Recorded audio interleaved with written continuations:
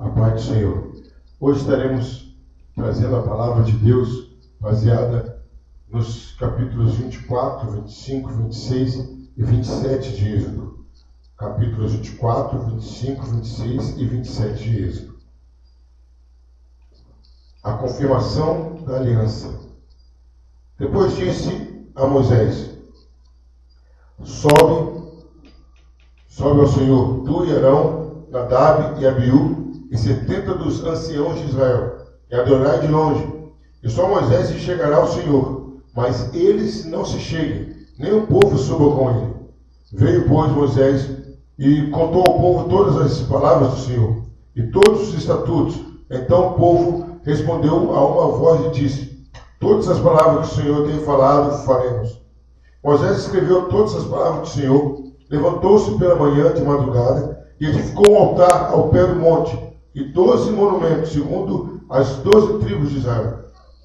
E enviou alguns jovens dos filhos de Israel, os quais ofereceram holocaustos e sacrificaram ao Senhor sacrifícios pacíficos de bezerros. E Moisés tomou a metade do sangue e pôs em bacias, e outra metade do sangue espargiu sobre o altar. E tomou o livro da aliança e o leu aos ouvidos do povo, e lhes disseram: Tudo que o Senhor tem falado, faremos, obedeceremos.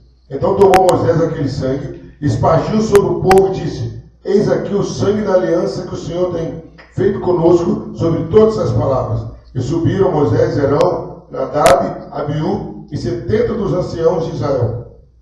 E viram o Deus de Israel, e debaixo de seus pés havia como uma pavimentação de pedra de safira, que se parecia com o céu na sua claridade. Porém não estendeu a sua mão sobre os escolhidos dos filhos de Israel, mas viram a Deus, e comeram e beberam. Então disse o Senhor a Moisés: Sobe a mim ao monte, e fica lá, e dar-te-ei as tábuas de pedras, e a lei, e os mandamentos que tenho escrito para os ensinar. Levantou-se Moisés com Josué, seu servidor, e subiu Moisés ao monte de Deus, e disse aos anciãos: Esperai-nos aqui, até que tornemos a vós. Eis que Arão e Ur ficam convosco. Quem tiver algum negócio, se chegará a eles. E subindo Moisés ao monte, a nuvem cobriu o monte, e a glória do Senhor repousou sobre o monte Sinai.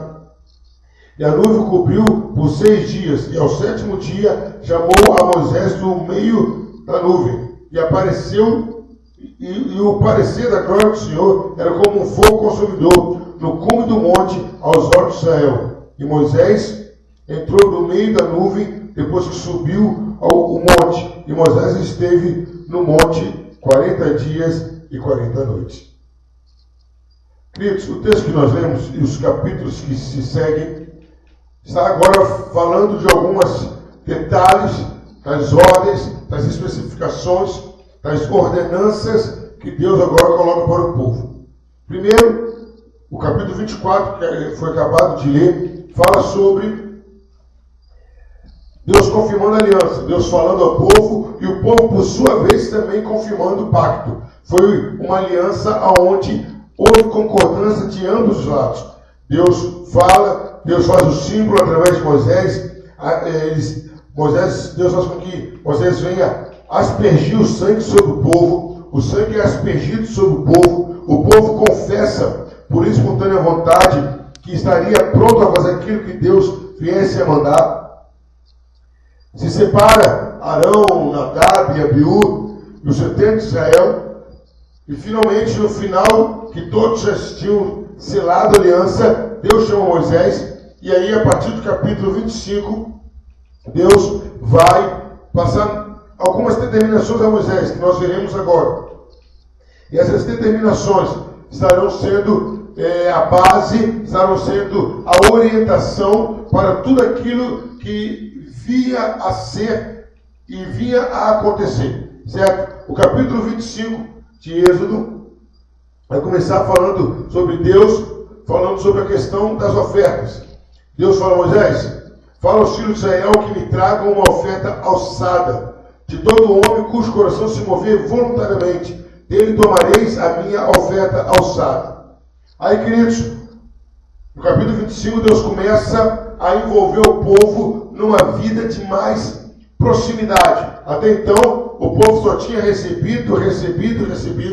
Agora Deus fala a Moisés, vai lá e receba do povo agora a oferta. Aqueles que fizerem de coração voluntário. E Deus fala todo tipo de oferta que seria aceito. Até azeite para o candelabro seria aceito. E assim acontece. No versículo 8, Deus fala: me farão um santuário e habitarei no meio deles. Queridos, a intenção de Deus agora era se relacionar mais próximo do povo. A intenção de Deus era preparar um local onde o povo estivesse, Deus estaria ali também.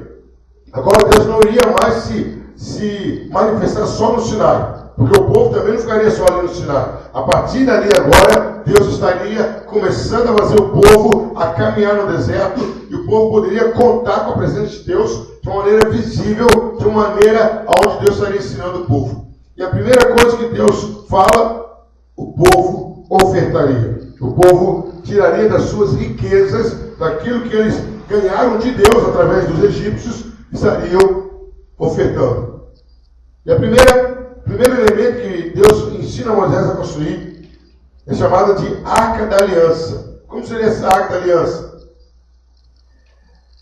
Ela teria de comprimento 2,5 côvados, que corresponde a 110 centímetros, 1,10 m.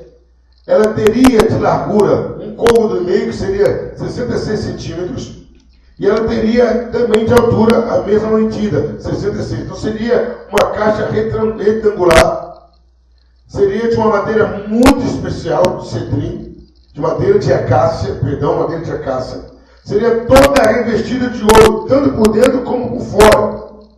E era necessário que fizesse argolas dos seus lados, 2 argolas, um lado do outro, e varas também revestidas de ouro, para que ninguém tocasse na arca. A arca seria conduzida dessa maneira. Essa descrição começa no versículo 10. Seria uma caixa, vamos falar assim com todo respeito, que teria 66 de largura, 66 de altura e 1,10 m de comprimento.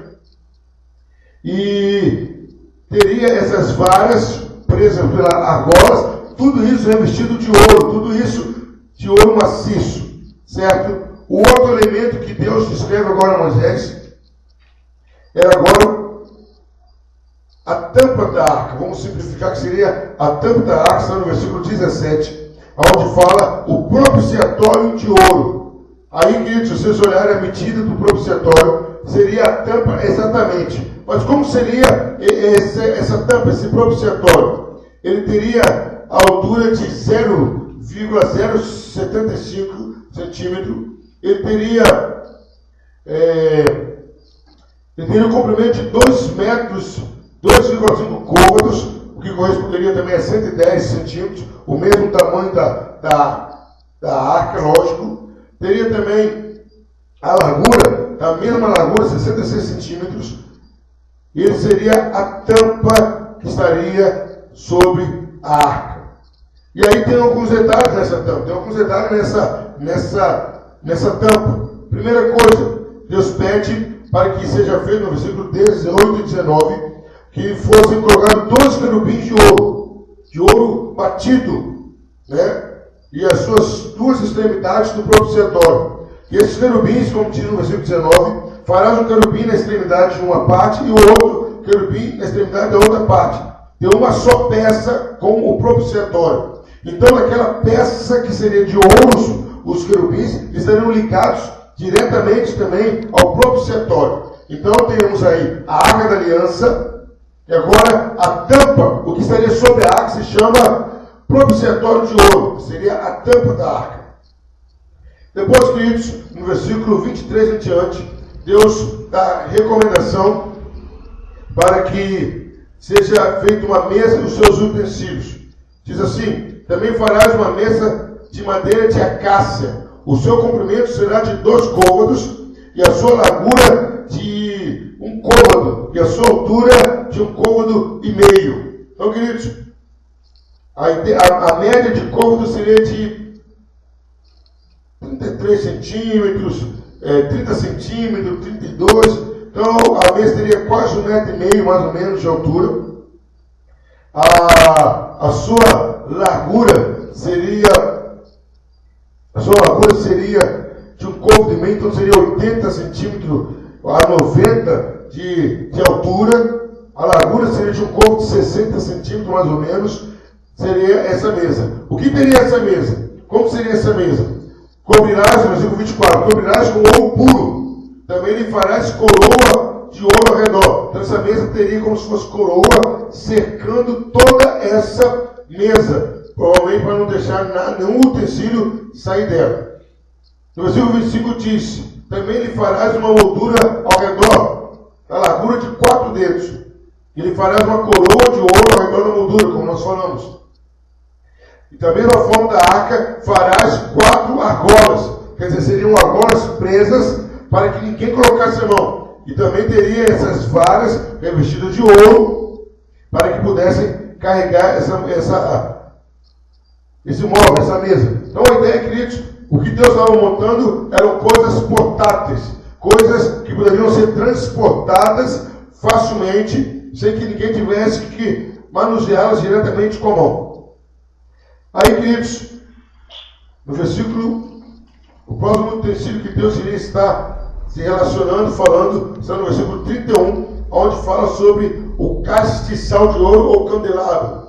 Aí diz, também farás um castiçal de ouro puro, de ouro batido se fará esse castiçal. O seu pé, as suas canas, as suas copas, as suas maçãs e as suas flores serão do mesmo. Então seria como um braço, um castiçal, com 7 braços, um central e 3 de cada lado. E depois, mais na frente, nós vamos ver também que ele fala até sobre o azeite que seria usado nesse candelabro, nesse castiçal. Querido, agora no capítulo 26 em diante, Deus agora vai falar sobre uma coisa maior ainda. Deus vai começar falando sobre o tabernáculo. Às vezes eu simplifico, falo que seria o templo de pano. O tabernáculo abrangia muitas coisas. Primeira coisa que Deus começa descrevendo como seria a formação do tabernáculo, que seria feito de cortinas. Eram cortinas de material especial, eram cortinas que tinham colchetes de ouro, eram cortinas que fariam toda a área cercada. E ali, queridos, Deus faz um detalhe para Moisés, fala como que seriam os colchetes, como seriam os panos, como que seriam dobrados. Depois Deus também, ele fala com mais exatidão sobre a madeira que ele queria, as tábuas, como seriam as tábuas que ele queria. Aí no tabernáculo, Deus dá a medida para Moisés. No tabernáculo, as cortinas seriam de 13,12 metros de cada lado. Né, de cada lado. O fundo teria 5 metros e 30 metros de largura. Então seriam 13 metros de comprimento e 5 metros de largura. A altura seria de 4,5 metros. Então, querido, seriam 13 metros de comprimento, seriam 5 metros e 30 de largura e 4,5 metros de altura. Então seria um grande cercado, aonde ali ficaria inúmeras coisas.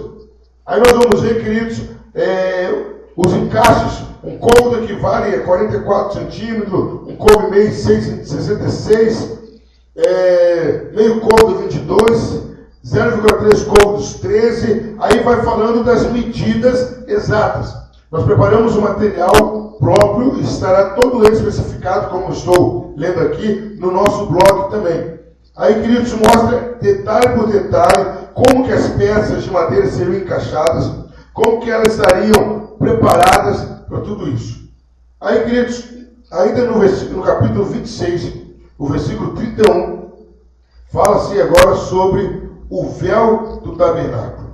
Esse véu seria feito para dividir o lugar santo e o lugar santíssimo. Também ali no versículo 31 em diante, Deus fala especificamente sobre a cor do véu. Seria azul, púrpura, carmesim. Fala onde seria colocado, como seria preso. Seria colocado com 4 colunas de madeira de acácia. Ele descreve tudo isso, tudo direitinho. No versículo 37 ele fala: farás para as coberturas 5 colunas de madeira de cetim, e as cobrirás de ouro. Seus colchetes serão de ouro, e far-lhe-ás de fundição 5 bases de cobre. Esse seria o lado, vamos dizer assim, de pano. Aí, ainda falando dentro desse tabernáculo, dessa igreja de pano, Deus agora vai descrever uma outra peça, um outro móvel muito importante, no capítulo 27. Capítulo 27 fala sobre o altar dos holocaustos. Aí Deus começa descrevendo como seria esse altar. O altar de madeira, de cetim, 5 côvados será o comprimento. Aí nós vamos lá de novo para a ideia do tamanho desse altar, a largura desse altar. A ideia era que o altar teria 5 côvados de comprimento. Então você pega 5 côvados vezes 44 centímetros, seria uma média de 2 metros e 20 mais ou menos. 5 côvados a largura, então mais 5 côvados, mais 2 metros. Seria bem quadrado mesmo, seria retangular. E 3 de altura. 3 de altura seria 1,20 m, 1,32 m. Então seria um quadrado, seria 20 metros quadrados, seriam 2 metros quadrados, com uma altura de 1,30 m de altura. E aí esse altar de holocausto, farás as suas pontas nos seus 4 cantos, e as suas pontas serão como uma só peça, com o mesmo cobrirás de cobre. E aí dentro desse altar teria uma tela aonde seriam ali feitas inúmeras coisas. Versículo 3. Aliás, também as suas caldeirinhas para recolher cinzas, as suas pás, as suas bacias, os seus garfos, os seus braseiros, todos os utensílios para sobre ele. Então teria um altar, e ali Deus já está preparando. Vai ter a pá para você tirar cinza, vai ter o garfo para você mexer na hora do sacrifício, você vai ter as bacias. Então Deus preparou todo o material necessário para que os sacrifícios fossem, os holocaustos fossem feitos com todo tipo de higiene, com todo tipo de praticidade, com tudo aquilo que fosse rápido. Essa era a descrição do altar. Aí ele continua falando: e porás dentro do cerco do altar, para baixo, 4 argolas de metal e aos seus 4 cantos, e as porás dentro do cerco do altar, para baixo, de maneira que a rede chegue até o meio do altar. Faz também varais para o altar, varais de madeira de cedrim, e os cobrirás de cobre. Então, queridos, haveria uma tela aonde ficaria preenchendo aquele espaço formado pelo quadrado, certo? E os varais, versículo 7, os varais se meterão nas argolas, de maneira que os varais estejam de ambos os lados do altar quando for levado. O oco de tábuas o farás, como se tem mostrado no monte. Então, querido, isso tudo aqui era Deus descrevendo para Moisés, lá no monte, naqueles 40 dias, 40 noites, o que Deus queria que acontecesse. Depois que Deus fala sobre o altar do holocausto, vai partir agora para a questão do pátio, capítulo 27, a partir do versículo 9. Deus agora vai falar para Moisés sobre o pátio que terá o tabernáculo. Farás também um pátio do tabernáculo ao lado meridional que dá para o sul. O pátio terá cortinas de linho fino torcido. O comprimento de cada lado será de 100 côvados. Então seria uma média aí, cada côvado de 44, 440 metros seria esse pátio, aonde estaria ali dentro. O que teria ali dentro do pátio? Ali dentro do tabernáculo. Dentro do tabernáculo teria o pátio, e ali teria também o lugar santo, e teria o santo lugar. O que ficaria no pátio, que aqui nesse texto ainda não fala, mas no pátio ficaria o altar e a pia de bronze, certo? Aí, queridos, a gente vê que Deus está descrevendo. Aí no capítulo 27, do versículo 20 em diante, a gente observa, queridos, agora Deus falando o azeite para o candelabro. Não era qualquer azeite, não era qualquer coisa que seria colocado para servir de combustível para acender o candelabro. Versículo 20 diz: Tu, pois, ordenarás ao filho de Israel que te traga um azeite puro de oliveira batido para o candeeiro, para fazer arder a lâmpada continuamente. Queridos, isso tudo que eu falei nesses poucos minutos, Deus fez Moisés visualizar. Moisés viu, com certeza ele deve ter anotado, isso é uma opinião minha, e depois ele passou para o povo, depois ele informou o povo como deveria fazer. Semana que vem nós vamos ver, a partir do capítulo 28, as instruções para as pessoas que iriam trabalhar. Queridos, tudo que a Bíblia fala é um tipo, é um símbolo. Significa, tem sempre significado. O primeiro elemento que nós tínhamos, queridos, foi a Arca da Aliança. A Arca da Aliança tinha como significado a presença de Deus entre o povo. Primeira coisa é isso, a Arca da Aliança tinha esse significado. Aonde estivesse a arca, como Deus fala, ali da tampa da arca, do propiciatório, ali Deus fala: eu vou me revelar a vocês ali da tampa da arca. Agora a arca, queridos, é o símbolo da presença de Deus. Agora Deus não iria apenas se manifestar no Sinai, como já vinha fazendo. Não, agora Deus estaria se manifestando da onde Ele falou. O segundo elemento que aparece é o propiciatório. O propiciatório, queridos, a palavra propiciar tem como finalidade se tornar favorável, se tornar acessível. E aí, querido, a gente encontra 3 referências no Novo Testamento que falam sobre a propiciação. Primeiro em Romanos 3, 25 a 26. Depois em 1 João, capítulo 2, versículo 2. Depois em 1 João 4, versículo 10.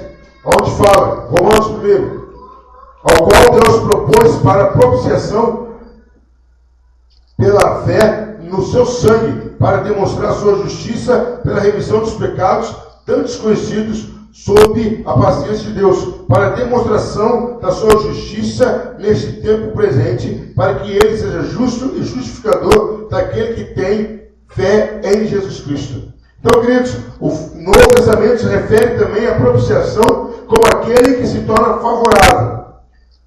1 João capítulo 2, versículo 2 diz: Ele é a propiciação pelos nossos pecados, e não somente pelos nossos, mas também pelos de todo mundo. Em 1 João 4,10 é mais claro ainda que diz: nisto está o amor, não em que nós tenhamos amado a Deus, mas em que Ele nos amou a nós e enviou o seu Filho para propiciação pelos nossos pecados. Então, queridos, a ideia da tampa do propiciatório seria estar aplacando a ira de Deus sobre o pecado do povo de Israel. Então, ali a arca simbolizava a presença de Deus e a tampa era o meio onde Deus iria se tornar propício a eles. Alguns estudiosos, analisando isso, acreditam que a presença do ouro maciço significava a pureza e o valor do sacrifício de Cristo. Representa também na sua realeza. Os querubins representavam a presença de Deus. A aspersão simboliza o sangue de Cristo que foi espargido para uma vez única pelos nossos pecados. Aí, queridos, nós vamos ver agora o que seria o tabernáculo em si. O tabernáculo, como nós falamos, resolveu um problema de Deus Santo. Primeiro, Deus estaria agora habitando no meio do povo, seu povo pecaminoso. A ideia das cortinas da tenda, do espesso véu do Santo dos Santos, servia como separação, uma barreira divisória entre Deus e o povo. Agora, o Deus que é santo, que estava no Sinai, estaria agora habitando no meio do povo, estaria andando com o povo, mas estaria se mantendo afastado por ele ser santo, por ele não poder se contaminar e o povo não ter estrutura para se aproximar dessa santidade. O tabernáculo era santificado e separado como um lugar santo. Isso poupava o povo de uma explosão de Deus que os teria destruído. O tabernáculo também era um lugar de sacrifício para que os pecados dos israelitas pudessem ser expiados. Então, queridos, o tabernáculo, a ideia era o quê? Que Deus se manifestar entre eles e eles terem um referencial para sacrifício, para orientação. O altar de sacrifício. O altar de sacrifício era uma figura da cruz de Cristo, local onde animais eram sacrificados em favor dos homens, local onde o pecador se aproximava de Deus, aonde o pecador tinha os seus pecados na época cobertos. O lugar santo era um acesso restrito, somente para os que passaram pelo sacrifício de Cristo, lavaram-se no lavatório pela palavra de Deus. Então havia um lugar antes, que aqui ainda não falou, mas lá na frente vai falar, havia um lavatório onde os sacerdotes tinham que se purificar, era aspergido sangue sobre os sacerdotes e eles entravam no lugar santo. O local da mesa, ali tinha o pão, tinha o local do castiçal, a mesa ficava de um lado, dentro do lugar santo, e o castiçal ficava do outro, um de frente para o outro, certo? O castiçal, lógico, sabemos, para iluminar. Alguns estudiosos, falando sobre o véu, diz que o linho retorcido representava a humanidade de Cristo, sua pureza, sua perfeição, seu sofrimento. O azul demonstra um Cristo celestial, a sua natureza divina e infinitude das bênçãos celestiais. A púrpura, a sua realeza, o seu senhorio. O carmesim, o sangue que traria agora a purificação dos pecados.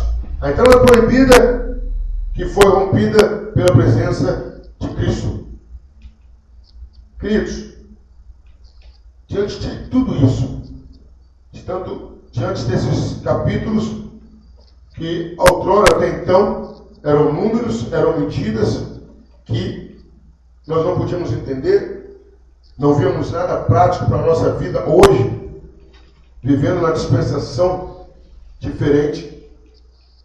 Nessa noite, quero estar falando, quero estar trazendo o tema em cima de Êxodo 24, Êxodo 25, Êxodo 26 e 27, o tema. O Deus do deserto é o Deus santo, mas é o Deus pessoal. O Deus do deserto é o Deus santo, mas é o Deus pessoal. Queridos, agora nós vamos ver, nesses momentos agora, a intenção de Deus.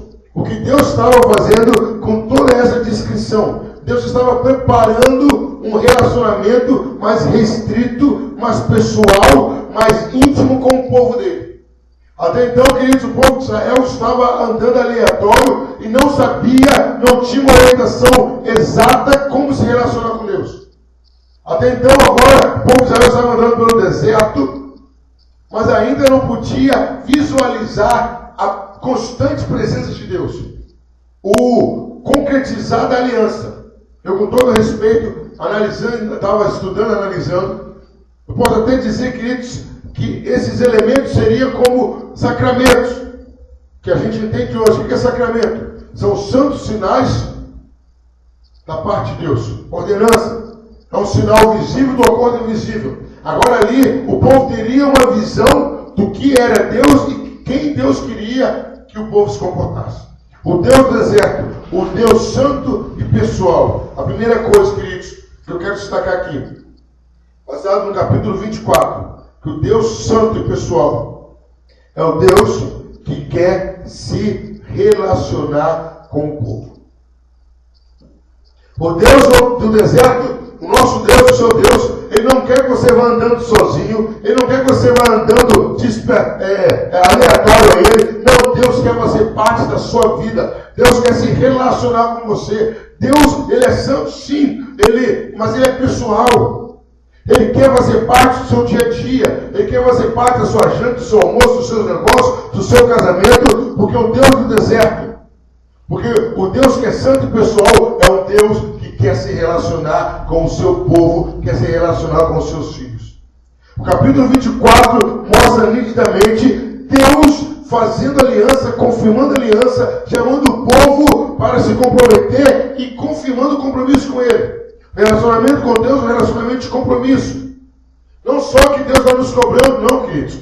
Ele também está assumindo responsabilidade.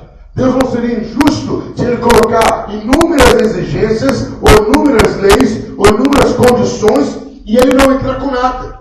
É uma aliança, sempre tem dois lados. Um lado pode entrar mais que o outro. Mas, queridos, o nosso Deus, Ele entra com providência, entra com inúmeras coisas. mas Ele quer se relacionar. Primeira coisa que eu vejo, queridos, o Deus do deserto é um Deus santo e é um Deus pessoal. É um Deus que quer se relacionar. Deus quer manter relação com você. Deus quer conversar com você. Deus quer ter momentos com você de intimidade. Deus quer fazer parte da sua vida. Segundo argumento que eu quero tirar nessa noite, queridos, a gente entra no versículo 29, onde Deus, como era o versículo, capítulo 25, onde Deus pede uma oferta. Até então, queridos, Israel nunca tinha dado nada a Deus, só recebia. E agora, queridos, Deus agora fala a Moisés: receba a oferta de corações voluntários. Qualquer que seja a oferta. Queridos, o que eu quero agora dizer, o Deus do deserto, o Deus que é santo e é pessoal, o Deus que quer ter um relacionamento com você, é um Deus que espera a sua gratidão.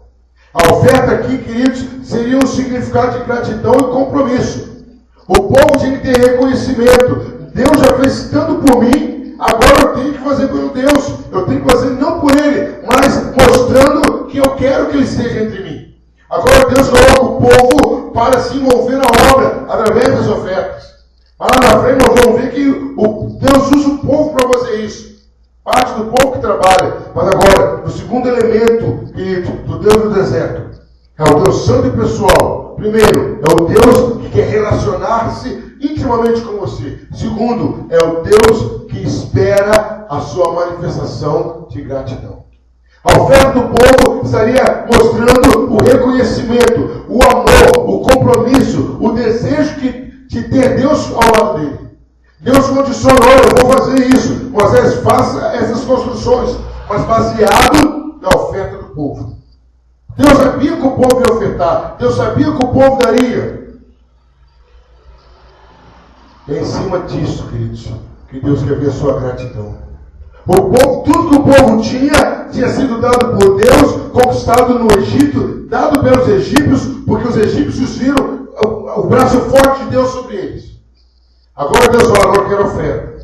Você saiu abastecido, você saiu rico, você saiu bem, estou te sustentando. E detalhe, querido, o povo no deserto era sustentado sem gastar um centavo. Deus estava dando tudo para eles comerem, vestirem, calçarem. Lá na frente, Moisés adverte o povo falando: olha, as sandálias não se envelheceram, as roupas não se rasgaram. Queridos, eles tinham dinheiro e sustento ao mesmo tempo.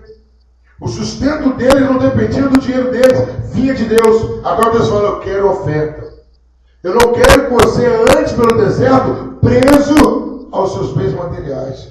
Eu quero agora que você mostre que a minha presença na sua vida é mais importante que os bens que você tem. Então, queridos, segundo argumento nessa noite que eu quero trazer para os irmãos: o Deus do deserto, o Deus que é santo, o Deus que é pessoal, quer ver a sua gratidão através das ofertas. Agora, queridos, ainda no capítulo 25, versículo 10, a gente encontra Deus falando sobre a Arca da Aliança. Agora, queridos, fica claro. Agora Deus fala: essa é a Arca da Aliança. Ali, queridos, a ideia da Arca é a presença de Deus. O argumento que eu quero trazer nesse momento agora, queridos, que Deus quer estar se manifestando entre nós. O Deus pessoal, o Deus que quer relacionamento, o Deus que pede a sua oferta, é o Deus, queridos, que quer se manifestar entre o povo. É Deus que quer andar no meio do povo. É Deus que quer que o povo se sinta seguro, porque eles estavam tendo a representação de Deus. E, queridos, hoje, o que seria essa arca? Quem é a arca, queridos? Alguém vai falar: é o templo? Não. É a Bíblia? Não. Que essa arca entrou no templo de Salomão. O templo passou a ser significando a presença de Deus. Hoje, a arca somos eu e você. Eu e você somos essa arca. Aonde quer que estejamos, temos que estar representando a presença de Deus. A minha vida, a sua vida, tem que ser a manifestação da glória de Deus. Aonde eu estou, as pessoas têm que sentir a presença de Deus. Hoje a arca somos nós, você que é salvo e comprado pelo sangue do Cordeiro, você que vem sendo santificado pela palavra de Deus, você que é a habitação do Espírito Santo de Deus, é a arca. A tampa do propiciatório é a presença de Jesus Cristo, é o sacrifício de Jesus. Jesus se tornou propiciação, foi por causa de Jesus que Deus se tornou favorável a gente. O Deus do deserto é um Deus santo e pessoal. É um Deus que quer ser visto no meio do seu povo. É um Deus que quer que seu povo o sinta constantemente. Hoje, a arca sou eu e você. O povo carregava a arca, simbolizando a presença de Deus. Hoje, eu e você que somos essa presença de Deus.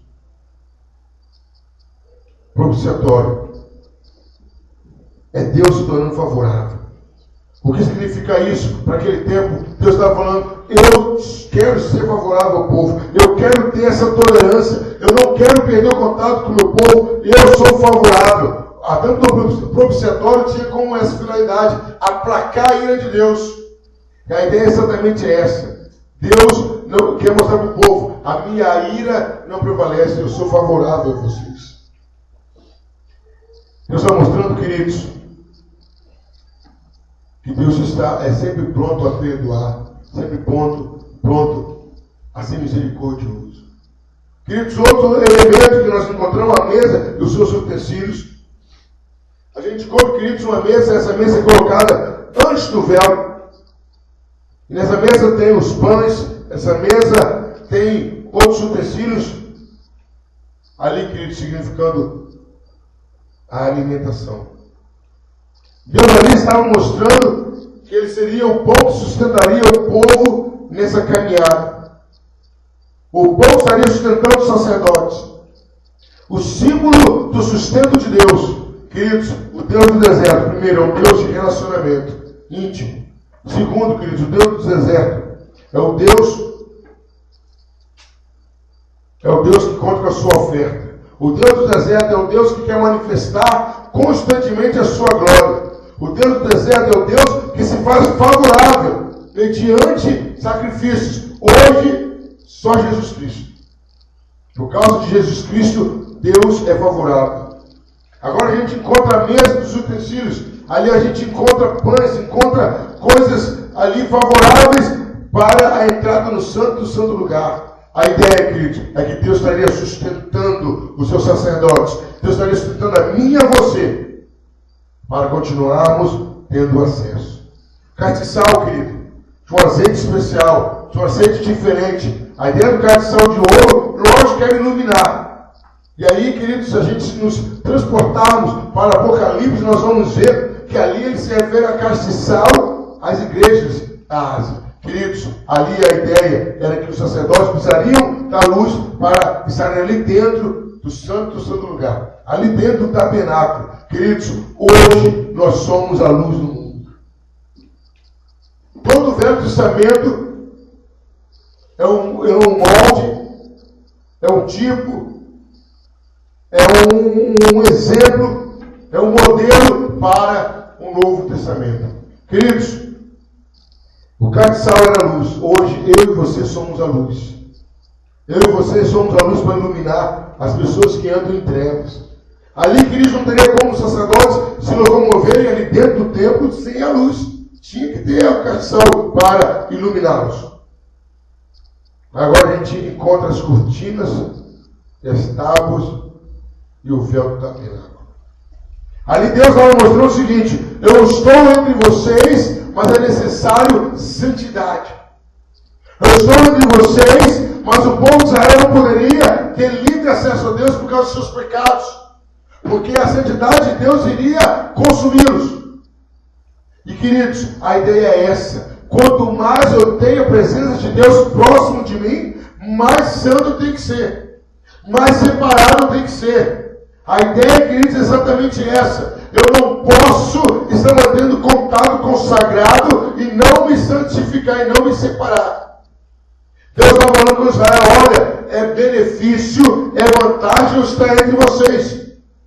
Eu não vou patamar lá no Sinai, longe não, aos olhos de vocês, eu vou estar entre vocês, mas eu estando entre vocês, o perigo se torna maior e mais iminente. A ideia é essa, queridos. O Deus do deserto é o Deus da aproximação, mas é o Deus da santificação.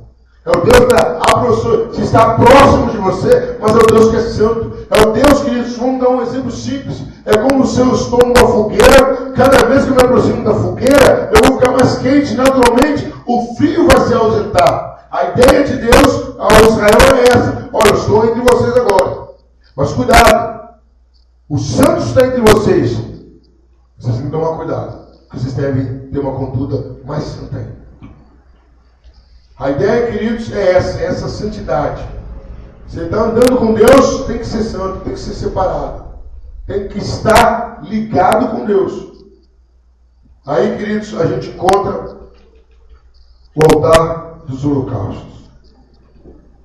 Ali era o local onde os animais eram sacrificados. Ali era onde o sangue dos animais era usado para cobrir os pecados. Para que os pecados fossem expiados por aqueles animais. Queridos, o Deus do deserto é o Deus que está pronto a perdoar. É o Deus que está pronto a apagar o pecado completamente. Queridos, o que Deus mais anseia e deseja, no bom sentido da palavra, ansear, é uma vida de intimidade com você e comigo. Mas o que nos separa, como diz Isaías 59, são os nossos pecados que nos separam. E Deus está pronto a perdoar todos os nossos pecados. Todos eles, sem exceção. Era ali no pátio, queridos, que os sacerdotes se lavavam. Era ali no pátio que os sacerdotes sacrificavam. Era ali no pátio, queridos, que os pecados ficavam. Queridos, o Deus do deserto é o Deus que perdoa pecado. É o Deus pessoal. É o Deus, queridos, que está constantemente querendo mais aproximação, mais intimidade, mais contato com os seus filhos, com o seu povo. Por mais, queridos, que o livro de Êxodo e os demais livros pentateucos aparentam ser muito complexos, mas todos eles apontam primeiro para Jesus, como aquele que iria fazer toda a diferença na nossa vida. Apontam, queridos, tudo isso é uma simbologia, é tipificação de Cristo. A Arca da Aliança, a tampa do propiciatório, o tabernáculo em si, tudo isso aponta para Cristo. Que em Cristo Deus estaria estando entre nós. O que diz um dos nomes de Cristo? O seu nome será Emanuel, que quer dizer Deus conosco. Concluindo, queridos. O que é Deus no deserto? O que é o Deus que é santo e o Deus que é pessoal? É o Deus que quer andar com o seu povo. É o Deus que quer se relacionar. Meu querido, o Deus do Velho Testamento é o Deus de hoje. Deus não quer se manter distante de você. Deus não quer que os seus pecados afastem você dele. Deus não quer que você volte a colocar um véu entre você e ele. Não no sentido de não ter acesso, no sentido dos seus pecados se afastar.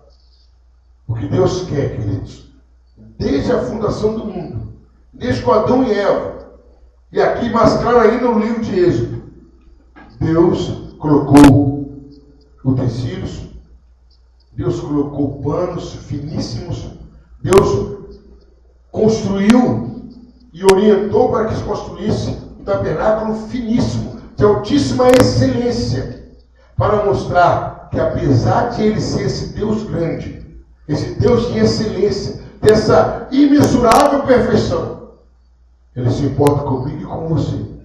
Ele quer ter um relacionamento com você de intimidade. O Deus do deserto é um Deus santo, sim, separado do pecado, mas não quer ser separado do pecador. O Deus do deserto quer ter um relacionamento seu, íntimo com você. Tudo isso aqui, queridos, estava apontando, dirigindo para Jesus Cristo. E é através dele, que é o caminho, a verdade e a vida, teremos livre acesso a Deus. Que Deus esteja nos abençoando. Que Deus esteja nos fazendo entender que a palavra dele, que a lei dele, que as exigências que ele faz, não é para nos afastar dele, é para nos aproximar dele. Porque sem essas exigências, nós não teríamos estrutura, não teríamos a menor possibilidade de nos relacionarmos com Deus pela santidade que ele tem. O Deus do deserto é o Deus santo e pessoal, é um Deus que quer relacionamento íntimo com a gente. Tudo isso Deus fez para que Israel vivesse uma vida de relacionamento com ele. Que Deus nos abençoe grande e poderosamente.